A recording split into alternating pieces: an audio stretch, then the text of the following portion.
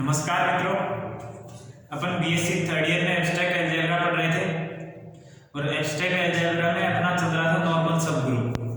तो नॉर्मल सब ग्रुप में अपन एक थ्योरम की थी, नॉर्मल सब ग्रुप की डेफिनेशन पढ़ी थी और आज उसी थ्योरम से को आगे बढ़ाते हुए उससे आगे थ्योरम पढ़ेंगे, एग्जाम्पल पढ़ेंगे, नॉर्मल सब ग्रुप की थोड़ी डेफिनेशन के बारे में एक बार रिकॉल करेंगे। तो देखिए आज की जो थ्योरम है वो क्या कह रही है।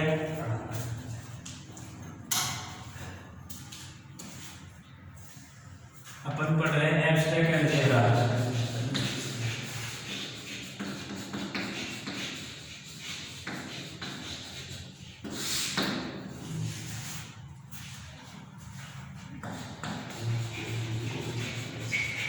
थ्योरम नंबर 3 नंबर थ्योरम क्या कह रही है, समूह G का उपग्रुप, समूह G का उपग्रुप N, समूह G का उपग्रुप N एक विशिष्ट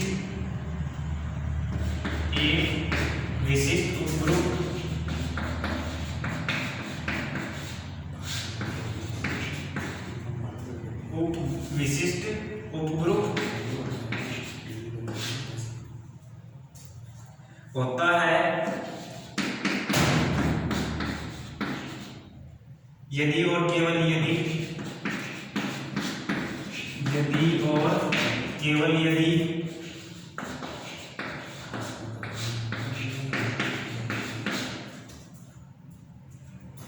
G and G इनवर्स बराबर N for all G belongs to G है। ठीक है, देखिए ये थ्योरम क्या कह रही है, समूह G का उपग्रुप N एक विशिष्ट उपग्रुप होता है यदि और केवल यदि G N G इनवर्स बराबर N। ठीक है, अब देखो नॉर्मल सबग्रुप क्या होता है या विशिष्ट उपग्रुप क्या होता है, एक बार मैं वापस से रिकॉल कर देता हूं। विशिष्ट उपग्रुप क्या होता है, यदि N है वो G का नॉर्मल सबग्रुप या विशिष्ट उपग्रुप होगा यदि for all G belongs to G के सभी अवयवों के लिए एक X ऐसा अवयव हो जो N का अवयव हो, N यानी कि सबग्रुप का अवयव हो, तो G X G इनवर्स वो किसका मेंबर आ जाए, N का आ जाए। G X G इनवर्स वो N का मेंबर आ जाए। दिस इंप्लाइज तब N है वो G का नॉर्मल सबग्रुप कहलाएगा। और फिर दूसरी डेफिनेशन क्या कहती है कि यदि N है वो G के जो लेफ्ट कोसेट और राइट कोसेट जितने भी कोसेट आते हैं वो लेफ्ट कोसेट और राइट कोसेट इक्वल आ जाए तो हमें N को G का नॉर्मल सबग्रुप कहते हैं। ठीक है, तो देखिए for all X belongs to G, for all G belongs to G है वो G का मेंबर है, ग्रुप का अवयव है, तब N है वो नॉर्मल सबग्रुप कहलाएगा यदि N G के साथ राइट कोसेट बनाए, G के प्रत्येक अवयव के लिए राइट कोसेट बनाए और वो राइट कोसेट N G के प्रत्येक अवयव के लिए लेफ्ट कोसेट के बराबर आ जाए। ठीक है, यानी कि राइट कोसेट लेफ्ट कोसेट के बराबर आ जाए तब N है वो G का नॉर्मल सबग्रुप कहलाएगा। ठीक है, तो ये तो थी नॉर्मल सबग्रुप की डेफिनेशन। अब सिंपलेस्ट यहां से देखें ये क्या कह रहा है, G का उपग्रुप N एक विशिष्ट उपग्रुप होता है। G का जो सबग्रुप है वो N, G का सबग्रुप N है वो नॉर्मल सबग्रुप होगा यदि और केवल यदि G N G इनवर्स है, G N G इनवर्स वो N के बराबर आ जाएगा। ठीक है, तो ये N है वो G का नॉर्मल सबग्रुप कहलाएगा। ये है तो ये होगा और ये है तो ये होगा। अब अपन वन बाय वन दोनों को प्रूव करेंगे। पहले उपग्रुप को लेके चलेंगे, वो नॉर्मल सबग्रुप लेके चलेंगे और नॉर्मल सबग्रुप लेके चलेंगे तब हम प्रूव करेंगे कि G N G इनवर्स है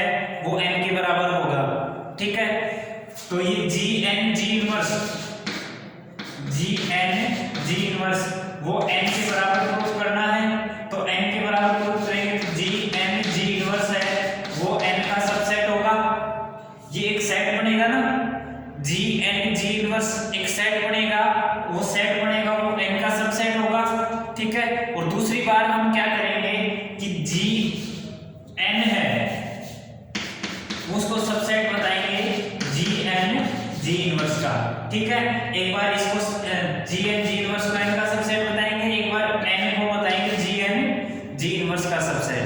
ठीक है, फिर समीकरण 1 व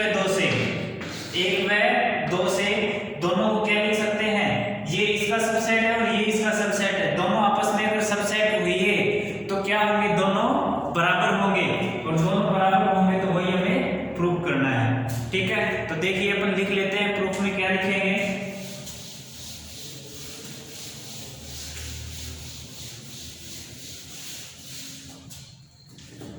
देखो माना n है, G में एक विशिष्ट उपग्रुप है, प्रूफ लिख रहे हैं, माना n G का एक विशिष्ट उपग्रुप है,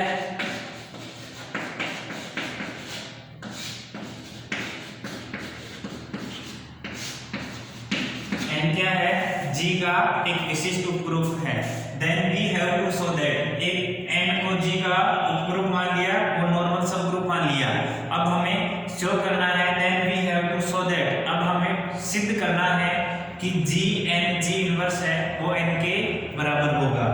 अब हमें सिद्ध करना है,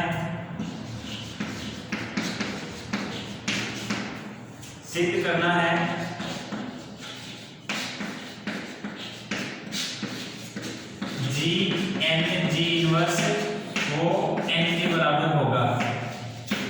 ठीक है, लेट यहाँ n G का विशिष्ट उपग्रुप है, n G का विशिष्ट उपग्रुप है, आता है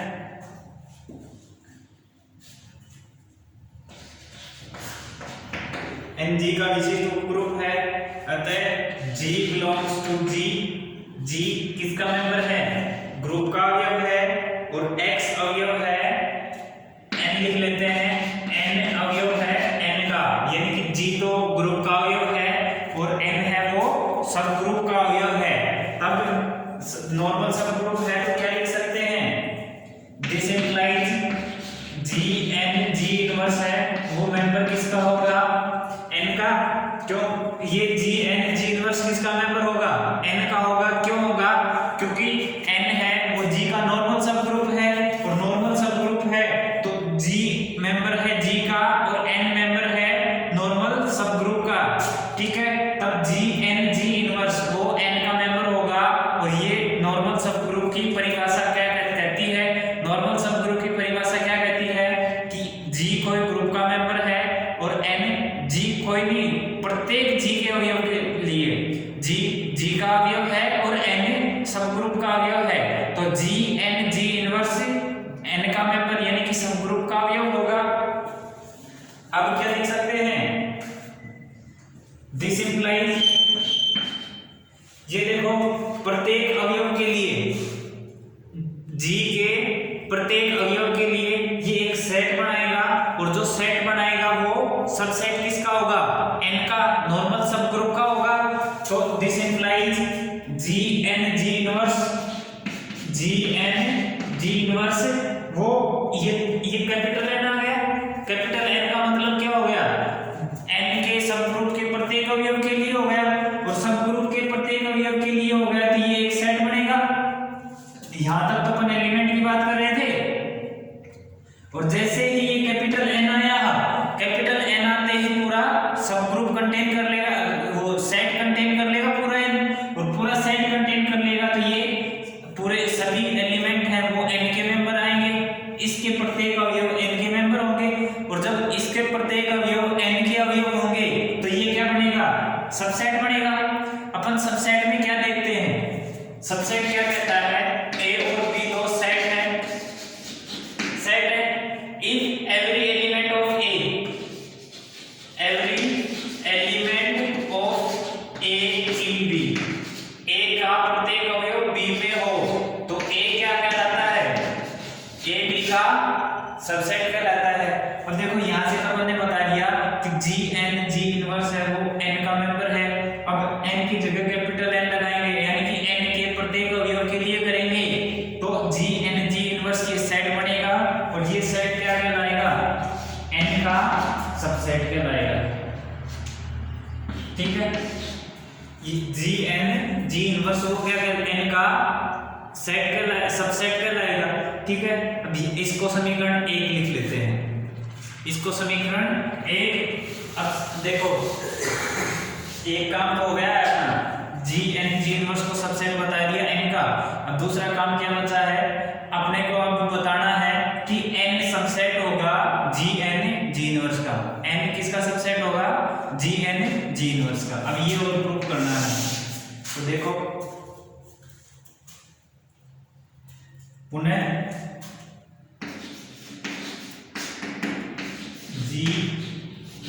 जी इनवर्स है, वो किसका सबसेट है, n का। ठीक है, जी इनवर्स वो सबसेट है n का। अब क्या लिखेंगे, अब for all g belongs to g, for all g belongs to g, और इसके लिए अपन क्या लिख सकते हैं, for all g belongs to g के लिए g inverse n g inverse का whole inverse, g inverse n g inverse, ये भी g का मेंबर था तो इसलिए हमने इसको ये लिखा, और ये भी g का मेंबर है तो इसका इनवर्स भी g का मेंबर होगा, और इनवर्स g का मेंबर होगा तो उसके इनवर्स की फॉर्म में लिख सकते हैं, और उसके इनवर्स की फॉर्म में g inverse n g inverse, ये क्या होगा, सबसेट होगा n का, ये n का सबसेट हो गया। अब ये क्यों लिखा है g inverse, for all g belongs to g, इसके लिए g इनवर्स। अब ध्यान लिख लेना, क्योंकि g मेंबर है g का, इसलिए g inverse is also member of g, इसलिए हमने ये g इनवर्स को लिखा है, क्योंकि ये स्टेप तो इसी को ही लिखा हमने, और ये लिखने से हम ये भी लिख सकते हैं g का मेंबर है तो उसका इनवर्स भी g का मेंबर होगा, और वो इनवर्स को इस तरीके से लिख लिया। अब देखो, अब यहां से क्या लिख सकते हैं, g इनवर्स n g, क्योंकि इनवर्स का इनवर्स क्या होता है, खुद एलिमेंट होता है, इनवर्स का इनवर्स खुद एलिमेंट होता है, तो g इनवर्स n g वो क्या होगा, वो सबसेट होगा n का। अब अपन यहां से क्या लिख सकते हैं, इसको g से ऑपरेट कर दे, लेफ्ट साइड में g ऑपरेट कर दे, राइट साइड में g इनवर्स ऑपरेट कर दे, तो लेफ्ट साइड में g ऑपरेट करेंगे और राइट साइड में g इनवर्स ऑपरेट करेंगे, तो यहां से क्या लिखेंगे, सबसेट होगा। देखो लेफ्ट साइड में ऑपरेट कर रहे हैं तो वो राइट साइड में भी ऑपरेट करना पड़ेगा, तो ये जो सबसेट का जो साइन है उसके लेफ्ट साइड में हमने जो भी एलिमेंट है उसके लेफ्ट साइड में g और उस एलिमेंट के राइट साइड में g इनवर्स ऑपरेट किया। पहले एक एक एलिमेंट ऑपरेट कर लो, तो एक एक ऑपरेट करेंगे, लेफ्ट में g ऑपरेट किया तो g इनवर्स n g, तो g इनवर्स n g, तो ये होगा g n हो जाएगा। अब g इनवर्स n g, और ये g इनवर्स बराबर g n g इनवर्स, ये बराबर नहीं आएंगे, ये सबसेट ही रहेगा। ठीक है, अब यहां से देखो इन दोनों एलिमेंटों को एक साथ एसोसिएटिव प्रॉपर्टी से क्या लिख सकते हैं, g इनवर्स n g, और ये g इनवर्स सबसेट होगा g n g इनवर्स। अब यहां से g इनवर्स तो आइडेंटिटी हो गया e n, और इसको लिख लेते हैं g इनवर्स और सबसेट हो गया g n g इनवर्स। ठीक है, अब देखो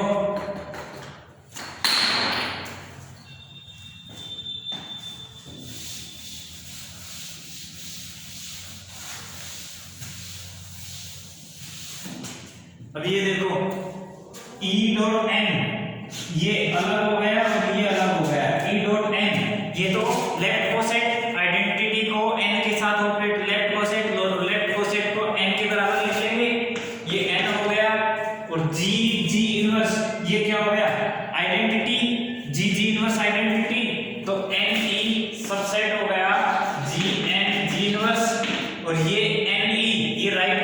गया, n के साथ राइट में आइडेंटिटी हो तो राइट को सेट, तो n के बराबर हो गया, और n सबसेट G इनवर्स, ठीक है। तो n सबसेट हो गया G इनवर्स का, ठीक है। अब इसको समीकरण 2 मान लेते हैं। अब देखो समीकरण 1 क्या कहती है, G इनवर्स सबसेट है n का, और समीकरण 2 क्या कहती है, n सबसेट है G इनवर्स का।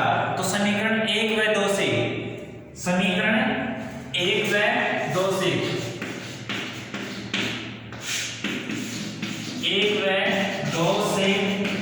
G inverse equal to n के बराबर होगा, ठीक है। समीकरण 1 व 2 से, यहां से देखो एक नंबर क्या है, G इनवर्स सबसेट है n का, और यहां से n सबसेट है G इनवर्स का। अब चाहो तो इसको ऐसे भी लिख सकते हो, आप थोड़ा सोचने के लिए लिख लेना, या मत लिखना। तो अगर देखो G इनवर्स, मैं दूसरा एक ऐसे एग्जांपल लेके भी बताता हूँ। A इक्वल टू B है, तो A सबसेट होता है B का, और A कंटेन करता है B में, ठीक है। तो ये A सबसेट और A कंटेन करता है B में, तो 1 व 2 से ये A इक्वल टू B हो जाएगा। या दूसरी भाषा में ऐसे भी लिख सकते हो, A सबसेट है B का, और यहाँ से B सबसेट है A का। A सबसेट है B का और B सबसेट है A का। अगर ये दोनों हैं, अगर दोनों हैं, A सबसेट है B का और B सबसेट है A का, दिस इंप्लाइज A बराबर B। ये A बराबर B हो जाएगा, ठीक है। अब देखो इसका कन्वर्स पार्ट प्रूव करेंगे। कन्वर्स पार्ट बिलोंग है, कन्वर्सली क्या कहता है, कन्वर्सली कहता है कि G इनवर्स अगर वो n के बराबर है, तो n है वो G का नॉर्मल सब ग्रुप या विशिष्ट उपग्रुप कहलाएगा, ठीक है। तो बिलोंग है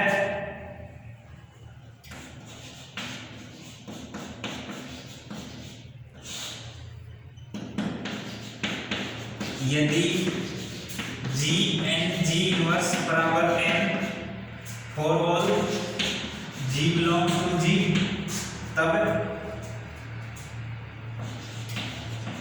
सिद्ध करना है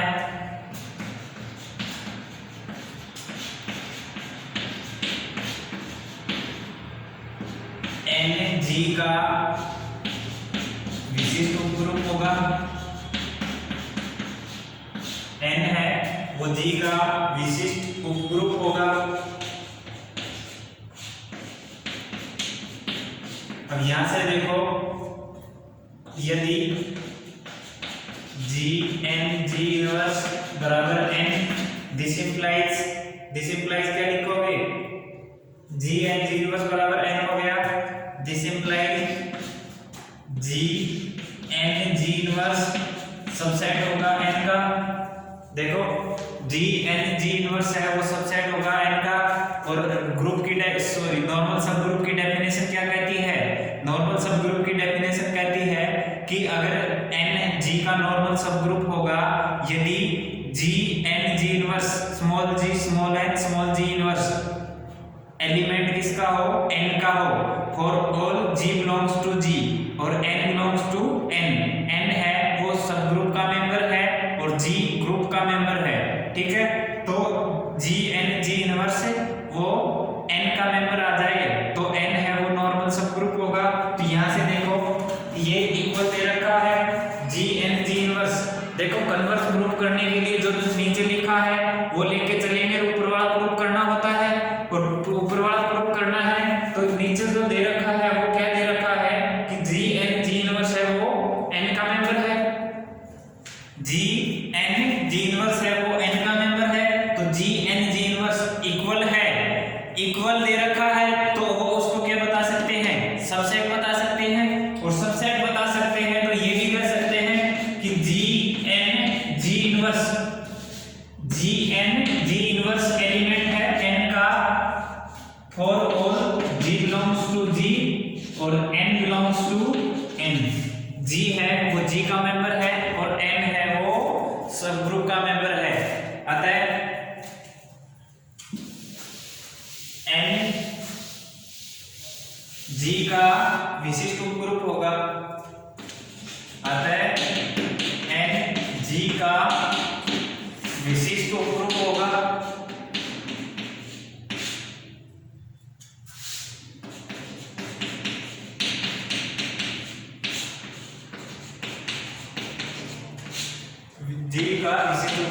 ऑप्शन है। ठीक है, तो इस थ्योरम में हमने क्या किया, ये थ्योरम क्या करेगी कि अगर G है, सॉरी N है, वो G का विशिष्ट उपग्रुप है यदि और केवल यदि G इनवर्स वो N के बराबर हो। ठीक है, तो हमने सबसे पहले N को नॉर्मल सब ग्रुप लिया, और G इनवर्स को N के बराबर बताया। तो N के बराबर बताने के लिए पहले G इनवर्स को N का सबसेट बताया, फिर N को सबसेट बताया G इनवर्स का। ठीक है, ये दोनों आपस में सबसेट बताने के बाद हमने क्या कहा, G इनवर्स वो N के बराबर है। ठीक है, अब वो N के बराबर है ये कहा। अब वो N के बराबर बताने के बाद कन्वर्स पार्ट हमने क्या प्रूव किया, कन्वर्सली कह रहा है कि G इनवर्स वो N के बराबर है। तब हमें सिद्ध करना है कि N है वो G का नॉर्मल सब ग्रुप या विशिष्ट उपग्रुप कहलाता है। देखो, यदि G इनवर्स वो N के बराबर है तो G इनवर्स वो N का सबसेट होगा, और N का सबसेट होगा तो G इनवर्स G इनके एलिमेंट हैं।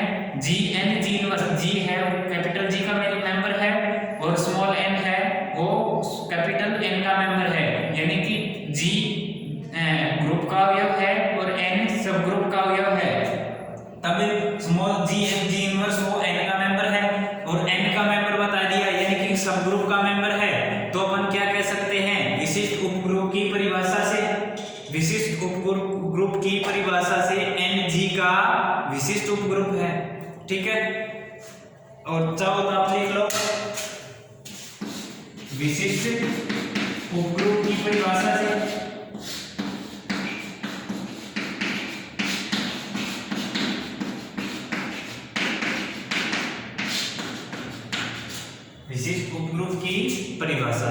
ठीक है, उम्मीद करते हैं समझ में आया होगा। अगर कोई डाउट हो तो कमेंट करिए, नेक्स्ट लेक्चर में आपके डाउट के साथ